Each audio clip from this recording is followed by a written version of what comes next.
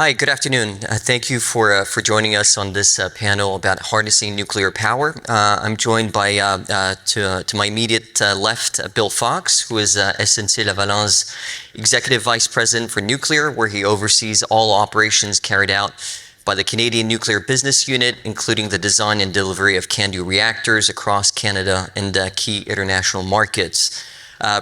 Bill started his career at Duke Energy before eventually moving to Chicago Bridge and Iron and eventually to BWX Technologies. Bill is a past member of the Nuclear Energy Institute, the Nuclear Fuel Service, and other organizations, including linked to the Department of Energy in the U.S.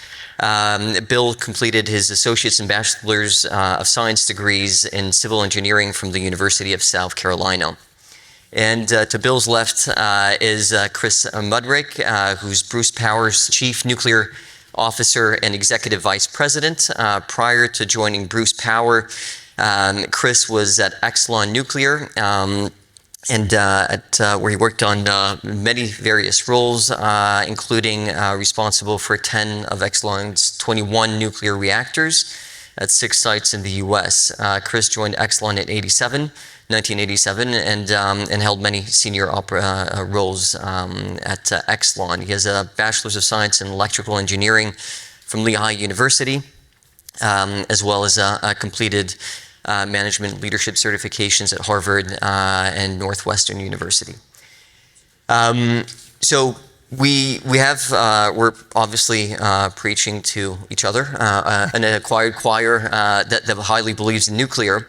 But before jumping into questions, I think perhaps it'll be helpful to know why we're so attached to nuclear. Bill? Okay, thank you, David, and good afternoon, everyone. And I don't think we're preaching to the choir here, but I'd like to believe it. But anyway, really great to be here. Thank you for the invitation. It's always a pleasure to come out and talk about our wares in our industry. As David mentioned, I run the CANDU Energy Business Unit for SNC-Lavalin, who's responsible for the Canadian nuclear and our CANDU energy business. I guess maybe some people may wonder why somebody like myself with decades of experience in the United States and working around the world would come and make my home in Canada, which I do now, to further the Canadian nuclear strategy. Well, it was rather a simple decision for me when you look at the alignment of the regulatory framework here in Canada with the governmental support and the business support for carbon net zero energy. It was really an easy decision to sort of come to an industry and a country who really values those kinds of initiatives. So yes, CANDU Energy, I think as SNC, we were formed back about 11 years ago when SNC acquired the commercial nuclear assets of AECL, the Atomic Energy Commission Limited, or the Atomic Energy of Canada Limited, sorry. And since then, we have the responsibility to take care of the operating units, 31, that operate around the world, and make sure we maintain them and invest in them, and also further develop other nuclear technologies for advanced CANDU designs as well as other nuclear technologies. We may get into those a little bit later, David, in the discussion. So it's great to be here. Look forward to the discussion and happy. Excellent. To me. Well, good afternoon, all, and thanks, David, for the introduction. My name is Chris Mudrick. I am very similar to Bill's background, where I spent 32 years in the nuclear industry in the United States at Exelon, and so why am I in Canada for the last 2.5 years? Because the investment is incredible. The commitment by the government, the province of Ontario, and the investment in nuclear energy is tremendous. And you need that long-term commitment whenever you have such a capital-intensive industry like nuclear. It takes a lot to build a nuclear plant, a lot of capital, so you need to understand what your lifetime is and what your investment will achieve. Unfortunately, in my last couple of years at Exelon, we shut down Oyster Creek Generating Station and 3 Mile Island, the operating unit there. 2 well-run power plants, 2 carbon-free sources, but from an economic perspective, we couldn't make it work. Why am I in here in Canada? Because the commitment is tremendous. And Bruce Power has 8 operating units. I'm in charge of the operations, and this is a much different venue for me. I'm used to talking to nuclear operators. One of the things we stress is just excellence. We want to be excellent in everything we do because that's our commitment. There's a lot of investment going into our power plants, and we owe that excellence in our performance. Right now, we have 1 reactor which is under refurbishment. 2 of the reactors have went through refurbishment in the early last decade. So we have 1 that we're in progress on. 5 to go after that. And that's going to take us through the next decade. Because these refurbishment projects, it's really rebuilding the engine, if you will. And we're rebuilding the engine. That's taking us anywhere from 3 to 4 years to do that construction project. So that's going to take us till 2032 to get through all the units at Bruce and have 8 reactors, then take us through till the 2060 timeframe. So huge commitment, a lot of resources, a lot of people, a lot of training that has to undergo, huge workforce, but it's worthwhile because nuclear is a base load investment in carbon-free electricity. And it's so important to have that base load, have the big reactors there to serve the purpose of emitting carbon-free energy, continuously. Wind and solar are great. However, we all know that the sun doesn't shine at night, and that the wind only blows at about a 33% capacity factor. So you need that base load to supply when the wind and solar are not available, for example. So important for us. The other thing that I'll tell you about Bruce Power, in addition to our refurbishments, we also have a great adjacency in medical isotopes. So our reactor design is one that has the ability to put certain elements into the reactor and then remove those and then create medical isotopes used. Specifically, we have a commissioning now for lutetium-177, and you can look that up on your periodic table and see that I'm not lying. But lutetium is as a cancer treatment now that's being looked at for prostate cancer and potentially for other forms of cancer treatment. So medical isotopes is a great adjacency that we can do because of our reactor design. And we're looking to expand that field. We've been producing cobalt-60 for quite some time. Cobalt-60 is used primarily in the sterilization of equipment, but it's also used in high-energy applications for a gamma knife, for example. So it's used throughout the medical industry, and we've been doing that for 30 years. So one of those things that kind of quietly goes along, but we're trying to be, a huge source of medical isotopes here in Canada, and I think that's something that we don't talk about quite as much. Thank you very much. Chris, you mentioned that nuclear is carbon-free, and I think Bill is perhaps unfortunately correct that we may not be preaching to a choir. But so I'm going to start off with a bold statement, which is to say that nuclear is a green energy, and it provides tangible solutions to net zero. It's not bold to us, but perhaps to some of you in the audience. And this is not based rather, this is entirely based on facts and on sciences. And as a reformed economist, I take science for what it's worth, which is an absolute. Could you tell us why, nuclear is often cited as a source of clean energy and why it's such a green energy? Sure, I'll start. In power plants such as ours, and similar to a coal plant or a oil or natural gas, you're basically boiling water and creating steam, sending that steam to a turbine and then to a generator to generate electricity. So how you boil the water is different. If you're burning coal or oil or natural gas, then you're emitting CO2. If you're fissioning uranium, you're creating heat without combustion. So you don't form CO2. There is no byproduct. So that source of energy is essentially carbon-free. Now we have our suppliers and our sources around our site. We are actually investing in a net zero by 2027 to look at our whole footprint on site and to make sure that we can say we're carbon-free across our site. But the source itself, nuclear energy, is carbon-free from that perspective. Well, and from my perspective, the Canadian government came out and said we're going to be carbon net zero by 2050. Seems like a long way away, but it's really not. If you think about the kind of infrastructures that have to be planned for and built and put in place before that time comes, it's quite a lift. And when we say nuclear is carbon net zero, or as Chris said, there's no greenhouse gas emissions, that's basically the definition of that. And we're very bullish and very aggressive at SNC to support the motives of Bruce Power and other of our customers across Canada and across the world, as a matter of fact, to support them in their carbon net zero initiatives.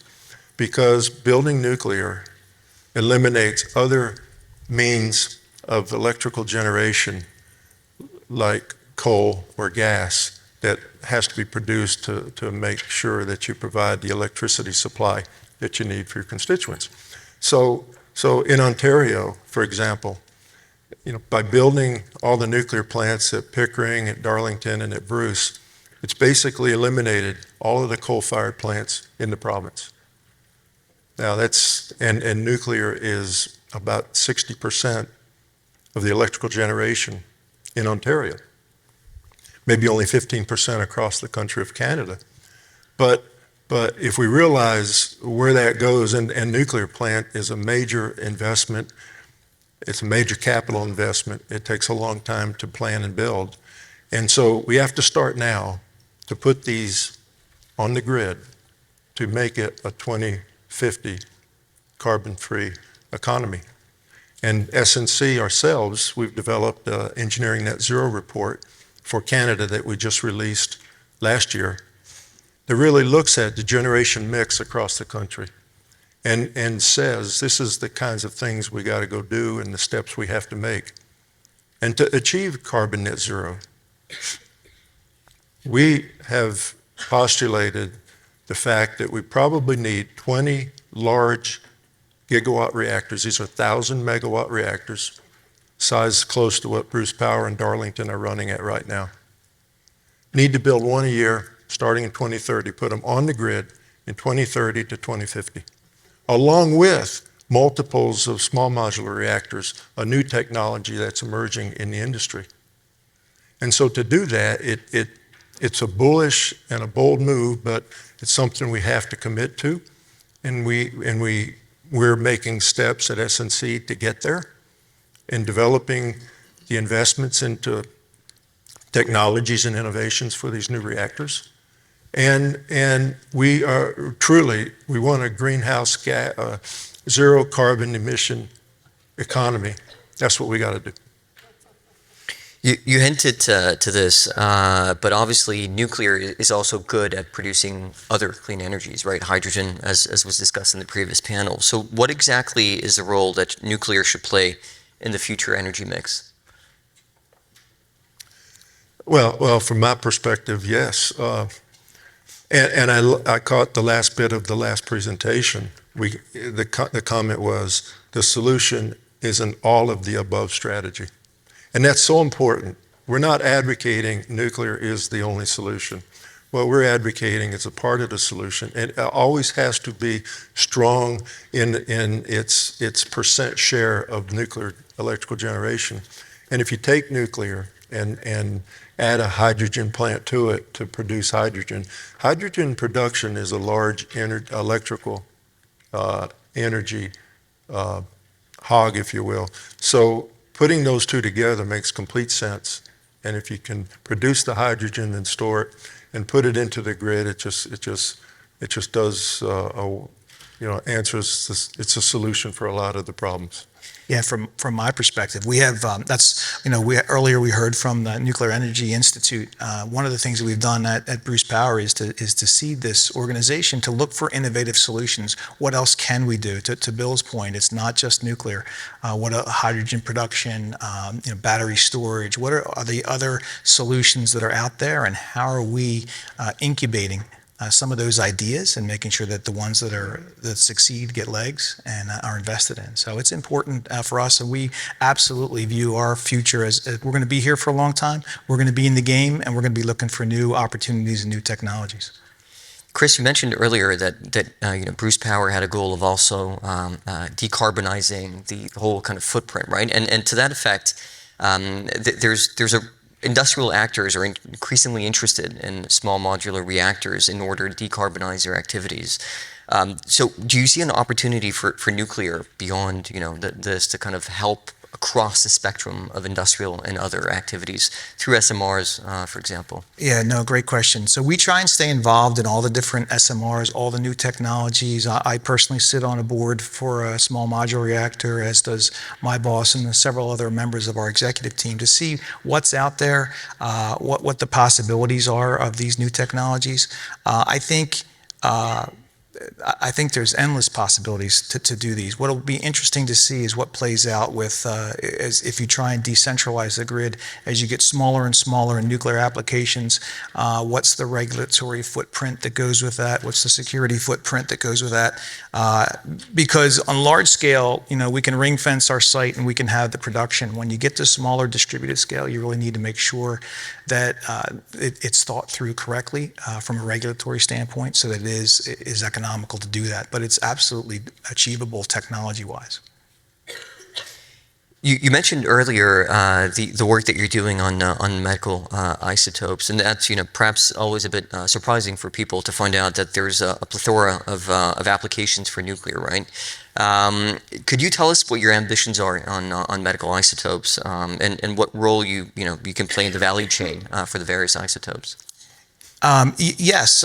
So our newest system, which is I mentioned is lutetium, is just the first step for us. It's a new system that we are going to put in production really by the end of the week here. It'll go commercial. And it's exciting for us because then we'll be able to, the small amulet that we send through, just about the size of your finger, would treat 100 cancer patients with prostate cancer. And we'll shoot 58 of these into the reactor, and in 2 weeks we pull them out. We send them out for processing through a partner that we use, a medical partner, and it's fantastic technology because the actual isotopes itself will attach to, as a vehicle to certain cancer cells, and that's the research that's being done from the medical side. We're simply doing the irradiation piece of that, but there's other isotopes that are out there that are a possibility to do different types of cancer treatment. So we have a new isotope that we're exploring right now, and then we'll look at the different isotopes depending on what the medical community needs are and figure out if we can produce those isotopes. Very cool. So we talked about nuclear being green, about its usefulness in the medical field. What about in terms of research, right? So how is nuclear becoming a source of scientific progress? Well, let me address that, David, and go back a bit on the isotope to medical research business a little bit, because if you can find a way to use a byproduct of the generation of nuclear energy to produce isotopes that can help civilization and mankind, why not? And so in 2015, SNC division of our U.S. operations partnered with TerraPower. This is a nuclear company that was founded by Bill Gates. Everybody's heard of Mr. Gates. We partnered with them and we started a project on how to extract thorium from uranium-233, which is a byproduct of a waste from a nuclear operations program. So if you extract thorium-229 from uranium-233 and can convert the thorium to actinium-225, another... Now we're losing the audience, though. Now another cancer-fighting product. It's just, the message here is it takes, if you can find your waste products, your byproducts, and convert it to helping mankind, what a great technology to be in. Right. I didn't say yttrium yet. I'm going to go with yttrium. If you look that one up, yttrium-90. So I'm just throwing in some other isotopes. So you're speaking obviously of what sometimes is also referred to as minor actinides, which can be a byproduct of a nuclear reaction. So what are the challenges linked to decommissioning waste? And how especially does Canada's waste management strategy align with clean energy objectives? Can I start on waste? You start on. Waste is one of my favorite topics because when you look at the nuclear industry, we have not been good about talking about waste. But there's no other industry that knows where all their waste is, has funding to put that waste in the ground, and has the technology to do it. It's really more of a political issue than it is technology or regulatory. So all the waste produced at Bruce Power since the 1970s is sitting right on site. It's a very, very small footprint. And it's contained. And it's contained in our canisters on site, and we're waiting to put in a deep geological repository. There's recently been one put in Finland. And that's being the benchmark across the world. But I think it's absolutely something that we need to address and solve, and it is very solvable. The problem becomes no one wants it in their backyard. And so people need to understand exactly, and we need to have a better communication plan on how it reacts, how it interacts, and how we can do it safely and securely. But it's absolutely a problem we can solve and we should solve. Agree, Chris, the disservice we have in our industry is we don't talk about it enough, because it's always used. So many places I go, it's always used as the singular negative reason on why new nuclear should not be built. But as Chris said, we know where all our waste is. We can take care of it.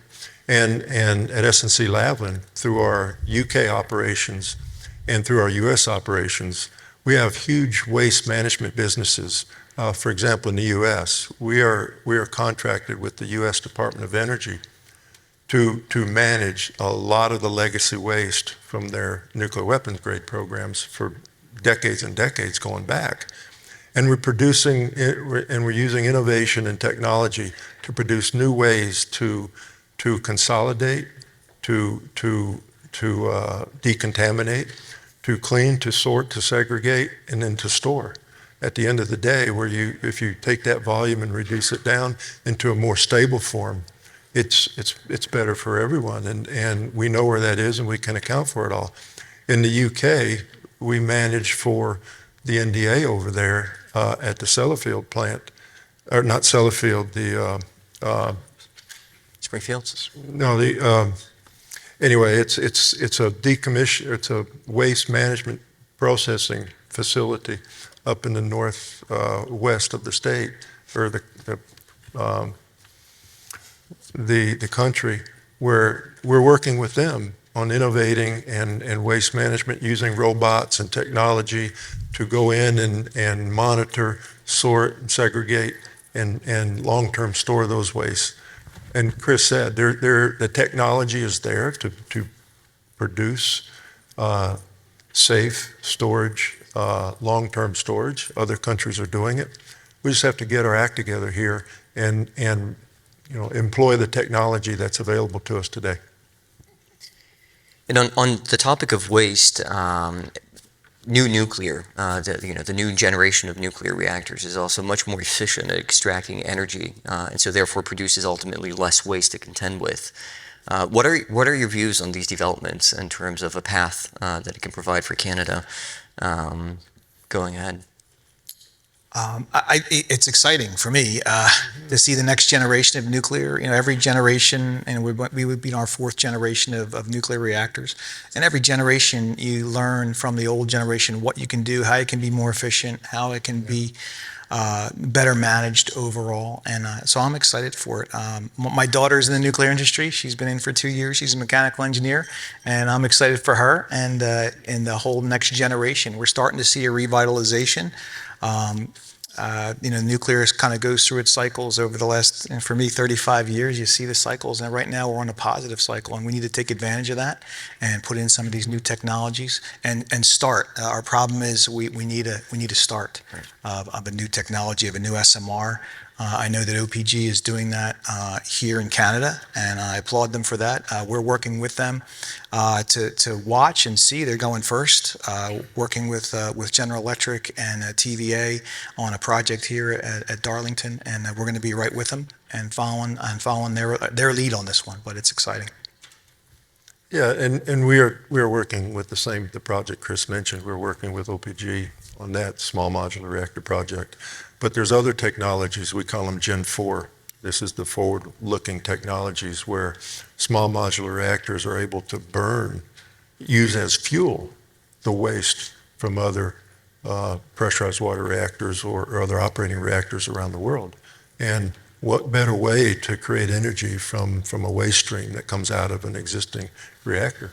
So it's exciting to be part of that. And then even looking further beyond small modular reactors are the little micro reactors, the size of maybe tractor trailers out there that are really ideal for isolated communities where they're running diesel right now, generators.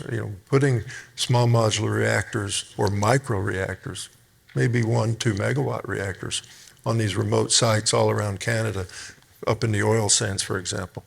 A great way and it was talked about earlier, we got to address the licensing, the regulatory, the security, and the proliferation issues, but those are all issues that are solvable. I have to say, Bill, sorry, this is music to my ears. The company I work for is a Generation 4 burning nuclear waste and developing microreactors as well for exactly that purpose. You talked about the opportunities and clearly, and seen from the prism of Europe, Ukraine, the tragic events of Ukraine are also an opportunity to kind of bring nuclear back to the forefront in terms of the role that it can play. So what are the challenges that you see on a global scale that can impact nuclear in Canada, but of course more generally everywhere? Chris, when a nuclear issue occurs across the world, it's heard everywhere. And everybody remembers the nuclear issues that we had decades and decades ago at 3 Mile Island and then at Chernobyl. And the issues today, and I applaud the folks at the International Nuclear Energy Agency for the work they're doing for the Zaporozhye nuclear power facility in the Ukraine. Outstanding service and real priorities on safety. So, as the world goes in its 450 some odd nuclear reactors that are operating across the world, as they goes each of the countries. And so research will continue, new plants will be built, and reactors will be serviced and maintained and refurbished. But if there's any issues out there, it's going to impact all of us. Now, does that mean the industry stops? No, because we're moving on from Chernobyl, we're moving on from TMI, we're moving on from Fukushima, the accident that was there from natural phenomena. So the result of all of those is we're getting a safer technology. We're building in robust features to combat those issues as we import lessons learned. And I think it's powerfully that the nuclear industry is very small. Everybody knows everybody around the world, it seems like, as we travel. And so it's a very open, very lessons learned sharing community, even on the small issues. So I think we have to be careful and mindful of it, watch what's going on around the world, and learn from them.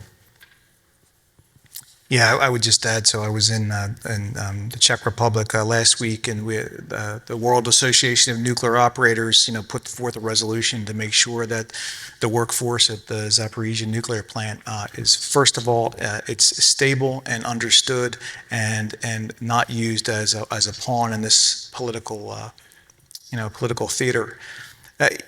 This is, Zaporizhzhia is a Russian-designed power plant. It's not like the Russians don't know how to operate that power plant. They know how to do it safely.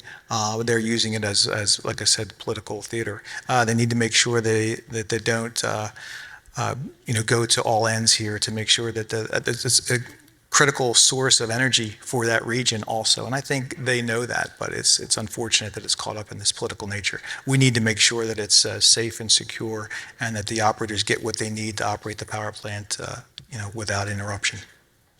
The situation to remain on the Ukraine has obviously strained the fuel supply chains for nuclear reactors. What's your view of this? What are the solutions that both of you are envisioning in terms of need for future fuel? I think we've seen the first move late last week with Cameco buying into Westinghouse. So I think that's trying to secure the fuel supply using Westinghouse and Cameco, which is a Canadian company, to really look at that fuel supply, and then how do they get into the Eastern European market and take advantage of the fact that Russia supplies 25% right now of the world's nuclear fuel. So I think you're going to start to see plays like that, and people trying to get into that business to make sure. The one thing about nuclear that's always been good from my standpoint in the U.S. and from Canada is it's mined in friendly countries. We get all of our uranium from Cameco here in Canada. Our supply chains are very secure, and that's important to us. From a nuclear supply perspective, if you want to eliminate your foreign dependence on oil or gas that's coming in from Russia, for example, especially in Eastern Europe, the thing these countries are doing, like in the Czech Republic, like in Romania and other places, they're looking at growing their nuclear base load, because you do create an independence from the imports of Russia oil, because we've all saw what happens when you're totally dependent on those imports. As a country, you're not really energy independent at all. And so I think the countries are realizing that in order to do that, they need to be a little bit more robust in their independence. Nuclear is a great tool to do that. And they help the economy, and they help the greenhouse gas and their goals for their carbon net zero as well. So to bring it back a bit to a more Canadian point of view, what makes Canadian nuclear stand out? What makes it very unique compared to others? Let me, Go ahead. if I can tackle that first, is the Canadian technology, the Canadian nuclear program, is founded on the CANDU technology, which was developed back in the 60s by the Atomic Energy of Canada Limited. And this is a reactor that burns natural uranium. The uranium doesn't have to be enriched, as it is in many of the other operating reactors. That's unique in and of itself. The other unique feature about the CANDU reactor is you don't need an outage to refuel the reactor. So you do online refueling, which allows you to keep the plant running and improve your capacity factors and reliability. So a couple of features there on a CANDU reactor. And because they have those features, they're safer from a probabilistic risk assessment and things like that for the rest of the reactors. But that's the core features of a CANDU plant. You operate them. Yep. No, certainly, you know yourself whether they're. I think you said it well. And it's also, I would say, I think over 90% of the sourcing comes from within Canada. So the feature of the CANDU, the fact that it was built, it's made in Canada, it's a technology that's known, it's well regulated by the CNSC, and it's an important piece of what we do here in Canada. And I think, to your point, Bill, the fact that you can refuel online, the downside, everyone has a downside, right? You have to rebuild the reactor every 30, 35 years. So that's a downside. But with all that investment in that technology, you can see a future for the next 30, 40 years. And let me go, David, to Chris's point on the technology that's provided in country from a self-sufficient standpoint. The Canadian government put $25, $26 billion of investment to rebuild reactors into Canada, as Chris explained, we're going through now at Bruce and at Darlington. And SNC is privileged to be a partner in providing those services to Bruce, and both Bruce and OPG. And what's amazing to me, especially coming from the U.S., there is almost 100%, not quite, but almost 100% of it all the services, the tools, the materials, the labor, the technology, it's all coming from Canada. It's all born and bred in Canada. In the Canadian industry, because what we're going through in the last 5 or 6 years and what we're going to continue to go through for the next 5 or 6 years on the refurbishments puts us in an absolute catbird seat to launch a new nuclear program with the skill sets that we've developed, with the trades, with the technology, with the engineers, the manufacturing and the supply chain. What better place to be in to kick off new reactor technology in Canada? So you mentioned something that often comes back, but not enough, which is the workforce, right?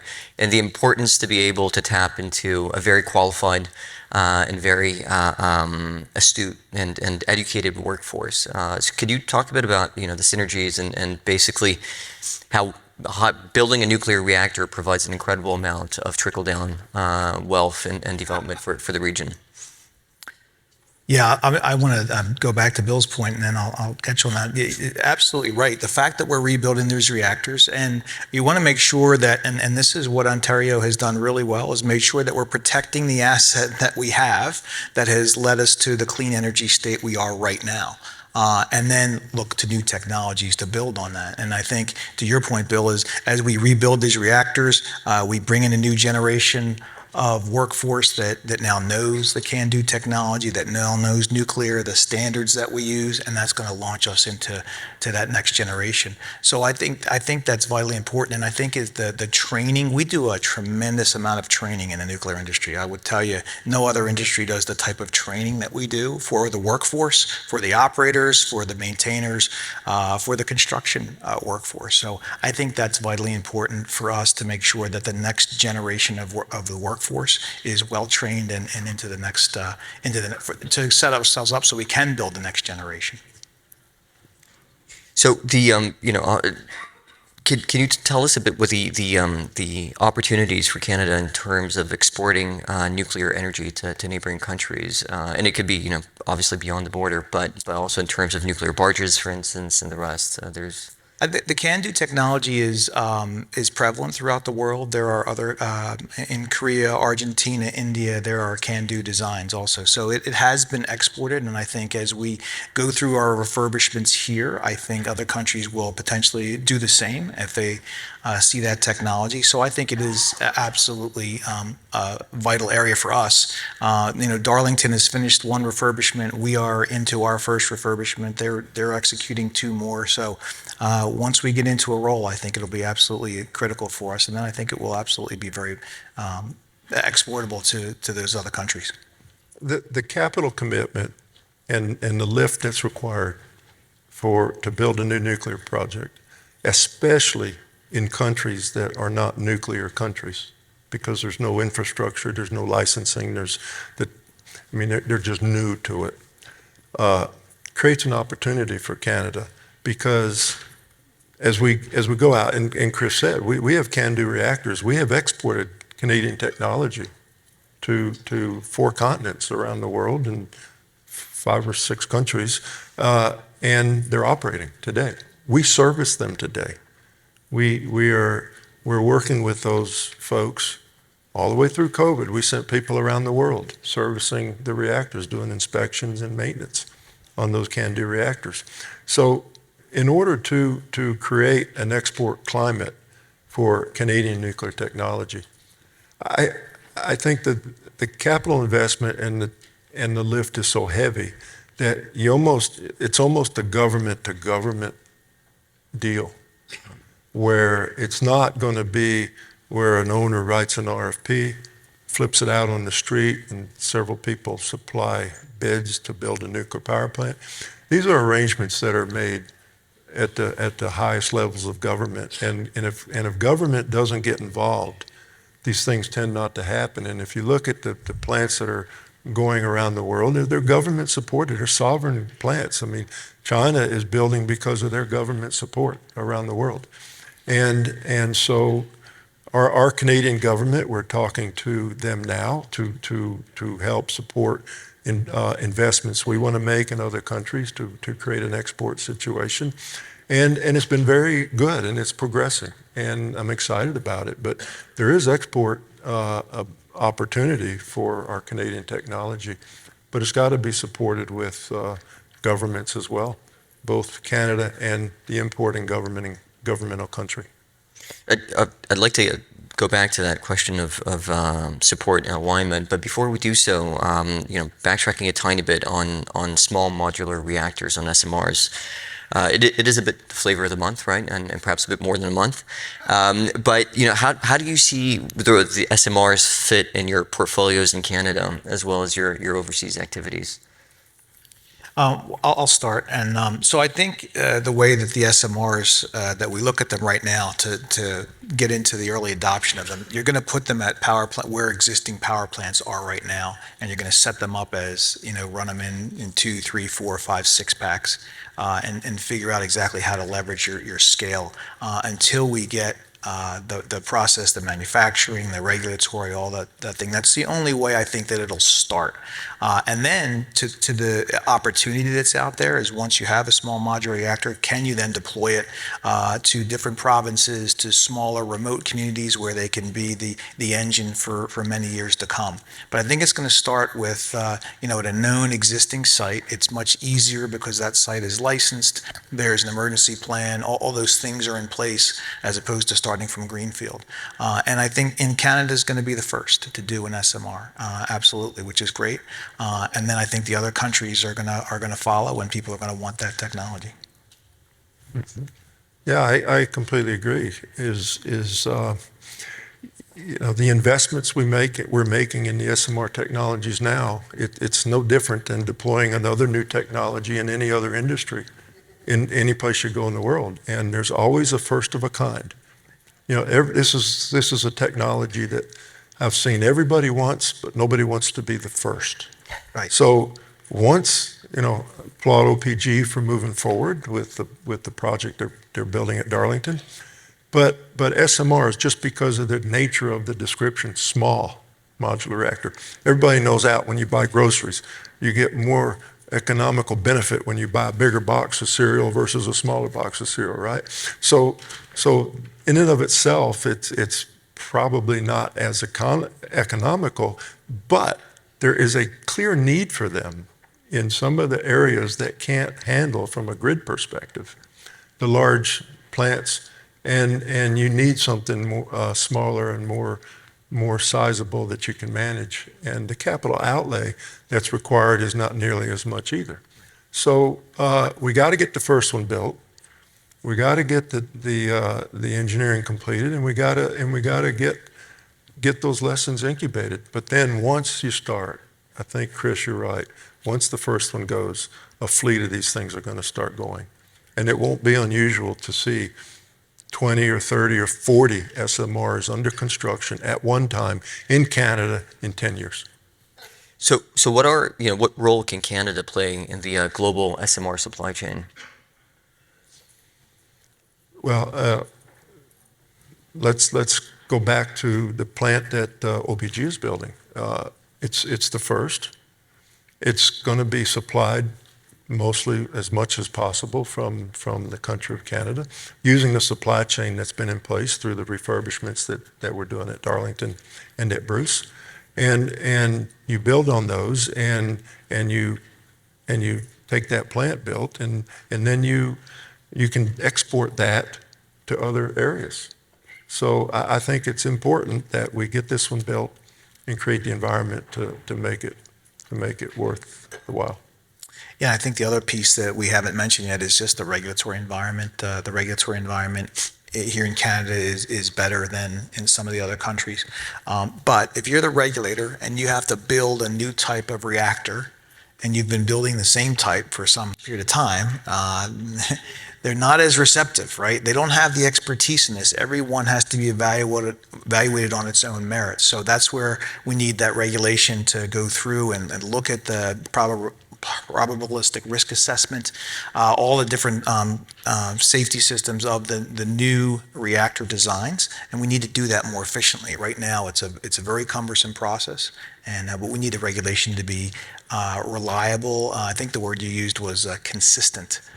So if we talk about that regulatory consistency, then we can execute, within a framework, and that makes it a lot better from an efficiency standpoint and just an overall financial standpoint, right? And it's predictability. Predictability. What you want to build is what you'll end up building at the end, and the rules don't change halfway through. So it's predictable. And I think investment dollars will come, customers will line up if they know they can have something by date certain, by cost certain. I mean, that clearly is an issue in every country where nuclear is developing. Just that inability sometimes for predictability, and yet Canada has, in many ways, kind of a Tiffany standard that is developed in terms of how it interacts with the nuclear industry, at least compared to other countries, and again, being a European company. Is this also something where you think Canada can play a fundamental role on a global scale, is coordinating, helping other nuclear regulators adopt best practices, instructing other parliaments to kind of understand what the benefits of nuclear are, more kind of a intellectual leadership role, really? I think the regulators try and stay aligned, through the IAEA and through some of the forums, the global forums. There's more work to be done there, certainly. Everyone, once you get it to your own country, they want to do it their own way.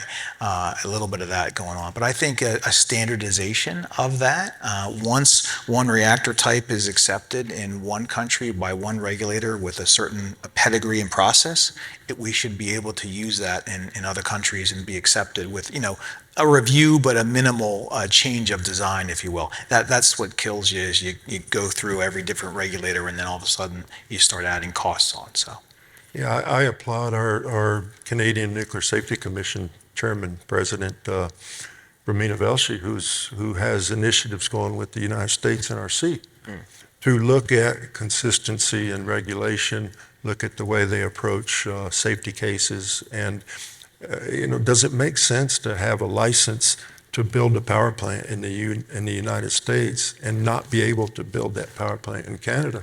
Well, let's look at how the decisions were made, and I think that's what they're doing through the CNA and the NEA and the NEI in Canada and the U.S., and through the NRC and the CNSC here in Canada and the U.S. I think there's a lot of initiatives going on, and even from a regulatory standpoint in other countries, there's collaboration that is warranted and acting in many places.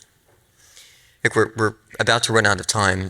Before we conclude, is there anything you wanted to wrap up with, or any nuggets of wisdom we can leave the audience with in terms of how relevant and important nuclear is for the future and the present? All right, I'll start, and then you can give the wisdom. How's that? I'm excited to be here. It's an exciting time to be in Canada, to be in the nuclear industry, and even in the U.S., right? There's new legislation that is really going to incent more nuclear power in the U.S. too. What that does is that's a drain on resources. Right now, everybody wants to get in, and where do you put the money? And you need to have a clear regulatory path. You need to have a clear private sector interest in building, and you need to have the utilities that want to build. We have the demand for electricity that's out there. So we need to take all those things and make sure that and I think the Canadian government and the Ontario here have really hit the mark early on. So we're in a really good spot, as we talked about, to take advantage of the new nuclear renaissance here. And I think the nuclear renaissance is going to be all about delivering to your commitments. I mean, all of us have experiences that have nuclear in our backgrounds where you've seen projects, they run over schedule, over budget, and have problems. I truly believe that nuclear is a program that can get our act together and produce consistent results in cost and schedule. We've proved it on our refurbishment projects that we're doing major projects. I mean, $25 billion investment to do these projects is not small. And so that's going to take investment up front. It's not a typical investment that an owner would see where the cash flow is maybe upside down, where there's a significant amount of cost required up front to get the design right, to get the supply chain lined up. And the construction piece is really easy after you do that. So if we can get cost and schedule predictable, I think investors will come, I think owners will come, and I think this renaissance will really happen this time. All right, well, Bill, Chris, thank you very much. And thank you to all of you for listening in. And hopefully we convinced you. Thank you.